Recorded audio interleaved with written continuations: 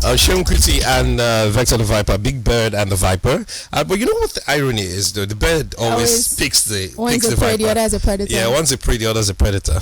Yeah, so snakes are predators too. And they do catch birds. Yeah, but it depends. It depends on the kind maybe of like pigeons, you know. Chicken. Yeah.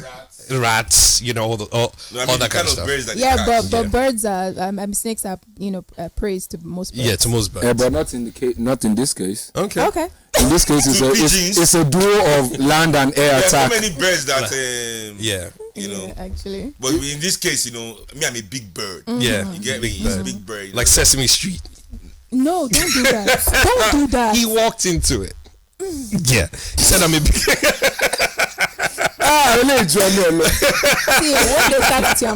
He walked into it. He said I'm a big bird. You understand? So I was like, identify my ops, Abby. I mean. So Seun Kuti and Vector the Viper. Yeah. Thank you. So you guys are you guys have an EP coming out together, which is something that is that we don't see, quite often. You understand? Two different genres of music, just coming together. So how did you guys just link up? What gave birth to this so we're idea? In France. You're in France? Yes. And it was a romantic night. Pause, nigga. You know what's funny? I was actually expecting something serious from that conversation. Yeah. No Epstein. No Epstein. Yes. Okay. No Epstein.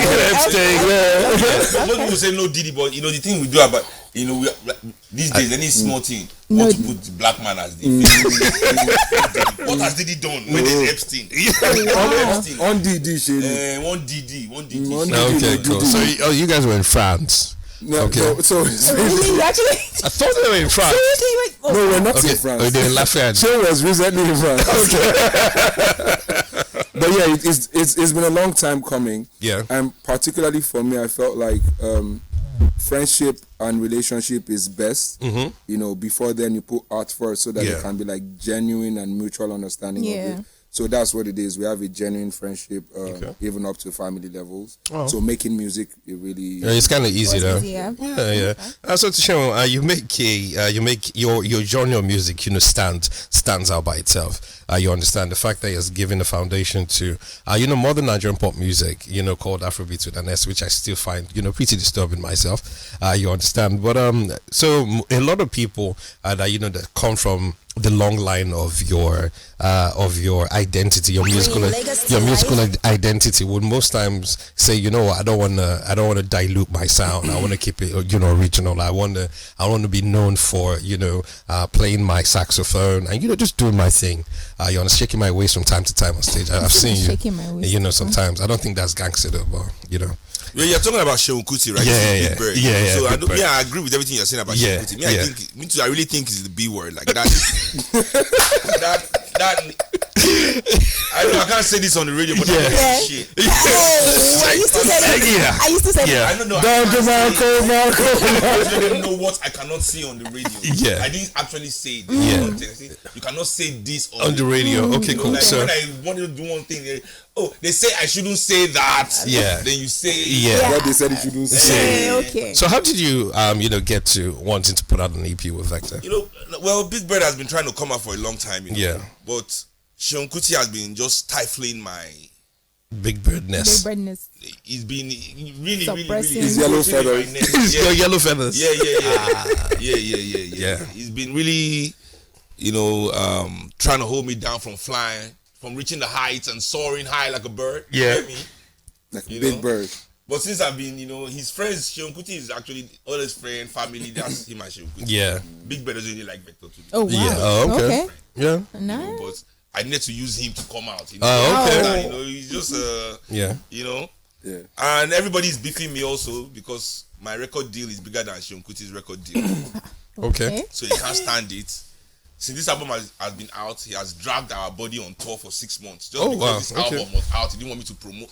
I was patient. When you go back to Nigeria, you give me a chance to use the body. Yeah. Exactly, So it's just been it's been a lifelong dream of mine to actually do some, and the project is not even about doing just the rap. It's about being a bridge between our storytellers here in Nigeria and Africa as a whole, and our storytellers in the diaspora. Yeah. You know, coming together, and I just wanted to play that role as I felt I was the only person really that could play that role in being like the real bridge between these, you know, droids. Okay. You know, in and knowing one of the best ones to do it, you know, I was like, yeah, let me just use, you know, that Seun Kuti's clout and link up with Vector and put out this thing.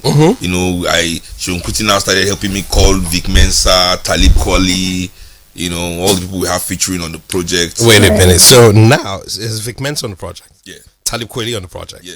And why is it on a billboard somewhere? I mean, like, you know, I am for a long time, for like 2-3 years now, or maybe since when this whole Afrobeat to the world thing just kicked off, there's been this, you know, hunger, maybe from people that really just enjoy Nigerian music for, you know, something authentic. I loved what you did on Fireboy's Ecstasy, which was fantastic. So that's Seun Kuti, bro. Oh, sorry. I don't like that guy. Stop bringing him up. Oh, okay, cool. But I loved what Seun Kuti did on Ecstasy. Yeah. So are we going to see people that keep gassing that guy up? Yeah. Playing stars. Yeah. It takes a lot of. but it takes a lot of guts and time. Yeah, to actually be able to play saxophone. I mean, Gods, really. right. Yeah, like literally. Really, So really. okay, so there's Vic Mensa, there's Talib Kweli. Who else is on the project? Mudu, Made, my nephew. Oh, Made, your nephew. Seun Kuti's nephew. Seun Kuti's Seven nephew. Stallion Band. Yeah. Okay. Backing up on one So of them. Made is on there as well. Yeah. Who else again? Udumodu is on there as well. Okay. Vic Mensa, Talib Kweli. Okay. And we have a backing instrumental from Seun. Segun the Stallion. Okay. We made Mami Water with him. Oh, fantastic. That's great. Producers, we have GMK. Yes, GMK. Okay. Yeah, Alex Jennings. Yeah, he did most okay. of the other tracks we have on the thing. He's like the primary producer. Of course. Okay, that makes a lot of sense. So now, Vector, rappers taking a new dimension in Nigeria right now. You know, because when you look at the history from 2008, 2009, when Nigerian music became, you know, started to get, you know, like real mainstream. You know, there was a lot of relations to, you know, what how rap sounded in America and how we used to almost try to replicate the same thing. But you know, it was like an acceptable standard across board. You know, rap is rap anywhere. And you know, just further down the line, you know, gave birth to modern day Afrobeats. But what we're seeing right now is what it, I don't know what to call it though, but are you let me ask you the question, are you okay with the state of rap in Nigeria right now?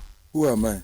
You're Vector the Viper. I know about the state of rap in Nigeria. Yeah. So, first off, I think like from how I see Nigerians, I don't know anyone Nigerian that has only one job. Okay. Right. So we're dynamic in our hustle usually. So it wouldn't be new if a rapper could sing Okay.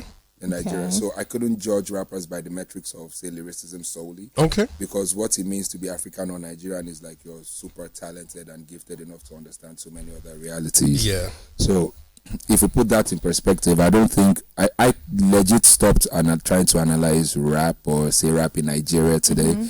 Say for example, Odumodu, right? ODB, his style of rapping is, I see what he did there. Yeah. Yeah, you know, I know you didn't see it. Go away. is You know, legit, dirty bastard. You is know, legit he was black. about him and how he sees life and his perspective of lyricism. And there are certain things. So I may not hear punchlines from him, for example, that will be like typical Don DeMarco moments. Yeah. But you can hear someone say, "Burn that page. The very book I tore, I knew it had my own name."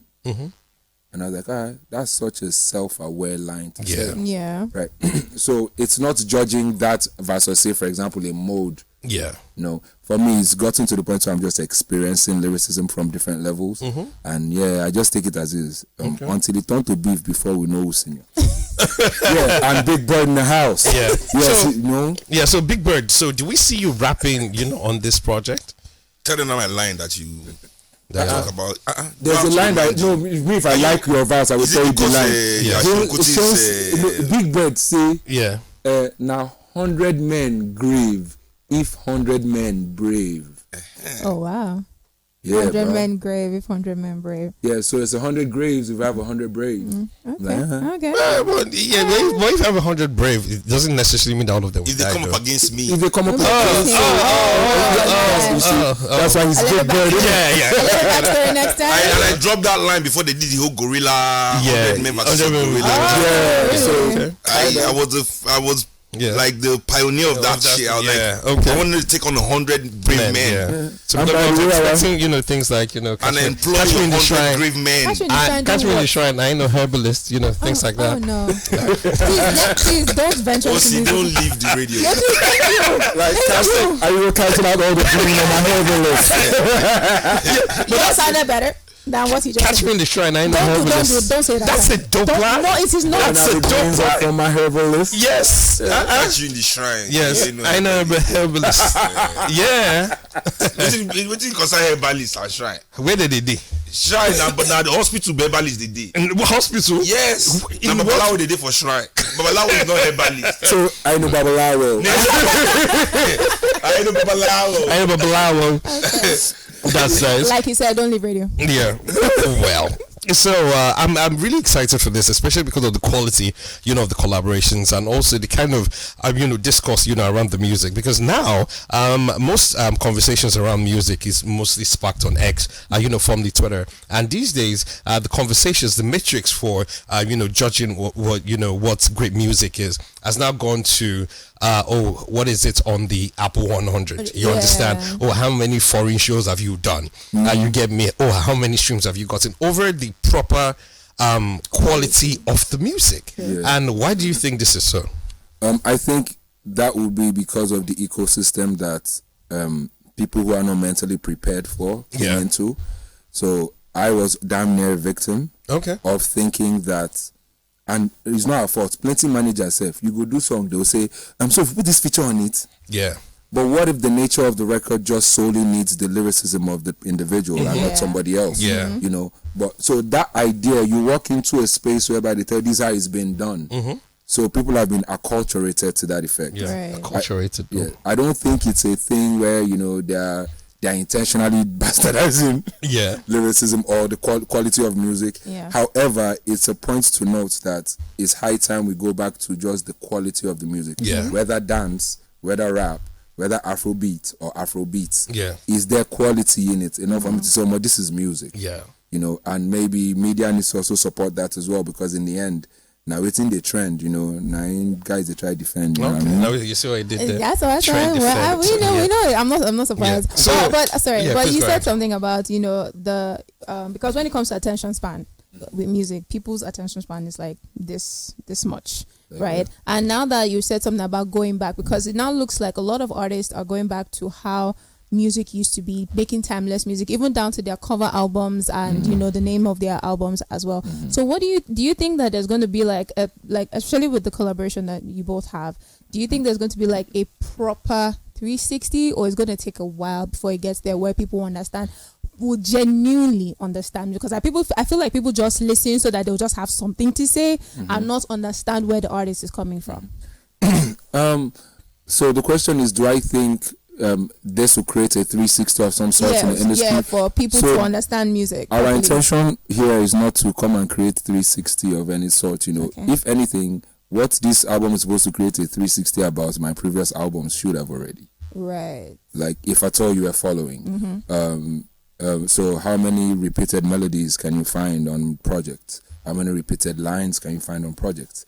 But again, it's not just the fault of the artist. There is a system that is supporting the mentality that feeds that type of, understanding.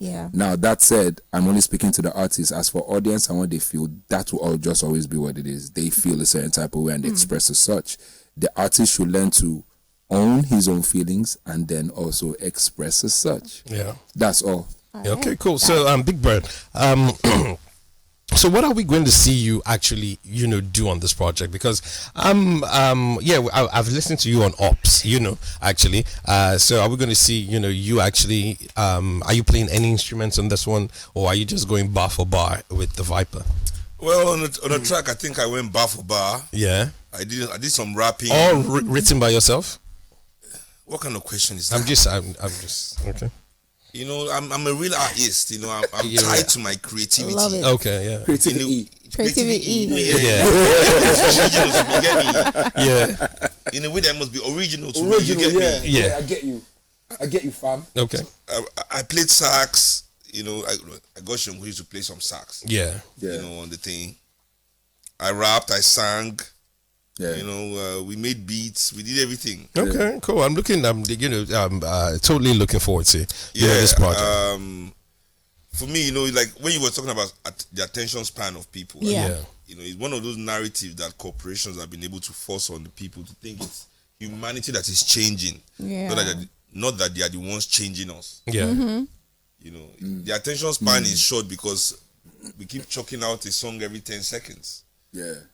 If there was not one song every 10 seconds, people's attention span will have to deal Be with long. what they have on ground. They call it relevance today. Yeah. So it's not the people's attention span that is reducing, it is the quality of the industry that is dropping. Yeah. Right. You know, because it just churns out everything and anything every time, every second, and wants people to pay attention to 1 minute. The human mind can do that. Okay, cool. So to Big Bird, so can I ask Seun Kuti a question, just for a minute? You understand? So I'm of the strong opinion that music should always have strong identifiers. As somebody that trained me on the radio said something that I hold with me till this day. He says you should be able to tune to a radio station with your eyes closed, and from the music they play and from how their presenters sound, you'll be able to say, oh, this is this station and this is that station. So dancehall is undeniable when you hear it. Reggae is undeniable, rap is undeniable, R&B is undeniable, jazz is undeniable. But why is it that Afrobeats, in its essence, it's something I still can't define? Because there's still no unique identifiers that I can use to explain to, say for instance, a foreigner that this is our music. But What do you mean, when Afrobeat or Afrobeats? Afrobeats, you understand? With the S. But with the S. Yeah, but when I just played you a song by Jacob Banks, a tree never waters itself, and strong Afrobeat identifiers, and I understand that you want to make it less fella, less Seun Kuti, you want to add some R&B and pop elements, but it still retained the instrumentalizations, the markers that gave birth to the new form of that genre. So do you think because we're trying to look for an umbrella, as Nigerians, to actually say, okay, this is what we should call every pop song coming out of Nigeria, that we have not gone with the moniker Afrobeats right now, and clearly still not doing justice to the music that's coming out from here? Afrobeat is more of a title than a genre. More of a title than a genre. Okay. You understand? Okay. Yeah. So like, Amapiano, Yes. you can say it's the new Afrobeat. You okay? It's the new title of that. Yeah. Right. It's the new thing in Afrobeat. Okay. So Afrobeat is just a generalization, just a title to identify something from a particular place. Okay. I don't think it's a genre. It's not a genre. Okay. I Cool. don't think it's a genre. Yeah. Sure. Even the gatekeepers, the big names don't deal with it like a genre. They don't gatekeep it like a genre. They don't work it like a genre. Okay. Their artists are eclectic in the way that they could do a dancehall track today, do a blues track tomorrow, do a Nigerian pop sound, and jump on a piano. Yeah. Anyone with their Laura. So so I think it's a title actually of this is what we are doing. Yeah, more than a genre. More than it's I think that's genre. perfectly just underscores I have that. an addition to what Yeah, he please said. lean into it. I feel rap with it. I feel like because our musicians don't take time to also break down what exactly it is that is going on. Yeah. So I feel like the Afrobeat conversation as regards genre is it can't be defined if we decide to define it. Okay. So in my head, there's still genius in there somewhere. Yes. So say for example, Early Momo. You can hear some R&B. Yeah. You can hear some rap. Yeah. You can hear soul chords. Yeah. You can hear all those things. So in my head, the way I would say maybe analyze Fela's music is only that it's been properly documented. Yes. It's a type of, if they decide to do this, the way proper genre should be done, we might be able to, and I say we may be able to find a definition that maybe defines Afrobeat as a sound that retains its original idea, even though it's dynamic in approach. Okay. So the elements of Fuji-esque tonations should count. Yeah. in Yeah. musicality. Let me even tell people that like Afrobeat is more of a modern Fuji and type Juju music mi- than it is Afrobeat. Yeah. So if you go with Wiz,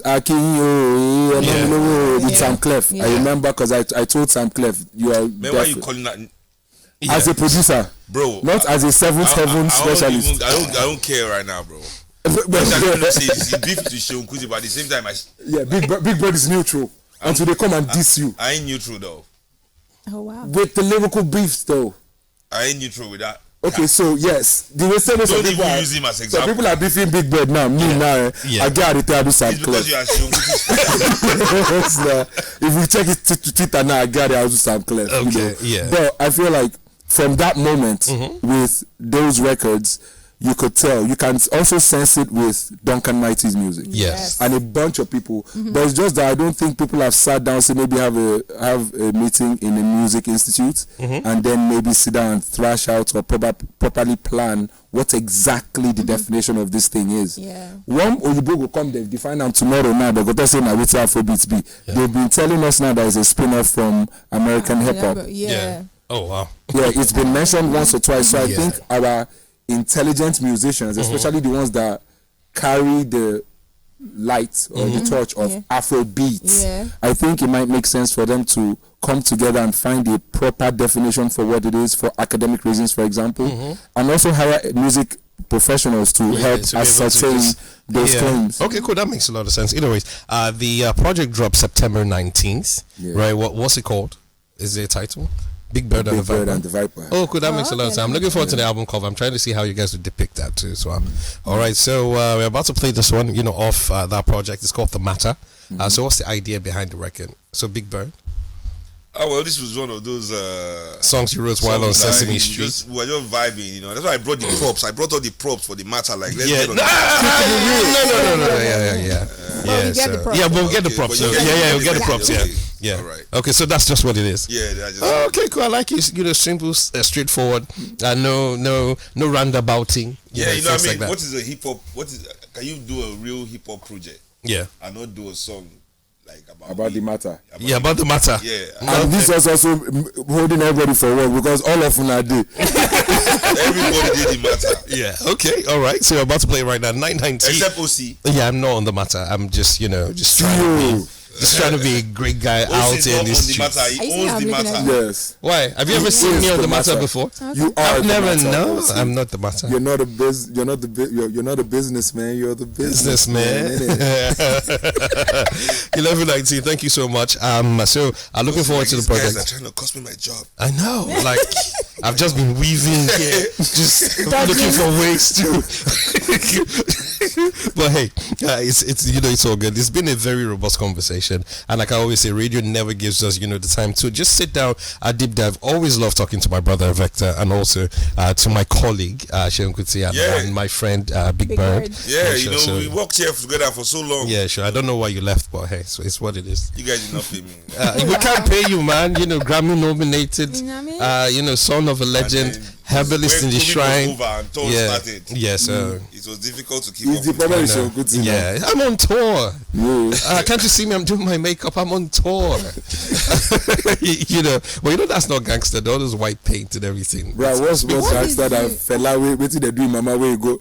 Somebody first they won't talk about fella out and say, bro, if they kill your man, you don't do anything. Before you come with your takes, if they off your mama, you go back at me. You just stick out. Just stick up. It's Yeah. God's will. Wow. Let God So, do so how gangster is that? Really? Yeah, I know. But hey, I love, I follow Seun Kuti on Instagram, and I love, your get up, how you go on tours. Thank you, bro. How the whites really love the music and everything. So yeah, it's nice. It's great. Osi is such a horrible person. I'm not. They like the music. Because I feel like they appreciate, other forms of music better than we do. They really do. Antibalas, all them people and everything. So they like the music. I love Seun Kuti's music too as well. So I want to see, more ecstasy. Tell Seun Kuti more music. Oh wow, more you songs don't like do this, but you want to see more ecstasy, huh? that. Well, I do other things. So I do other things. So hey, it's called The Matter. Who produced this one? GMK. No, GMK. The matter is that's what's off. his Sorry. The matter, everybody, the matter. Self. Self. Yes. All right, self. Here's the matter by Bigbird and the Vector the Viper. Let us know how you think about it. Our AAA rating system, awesome, average, or awful. Hit us up and let us know.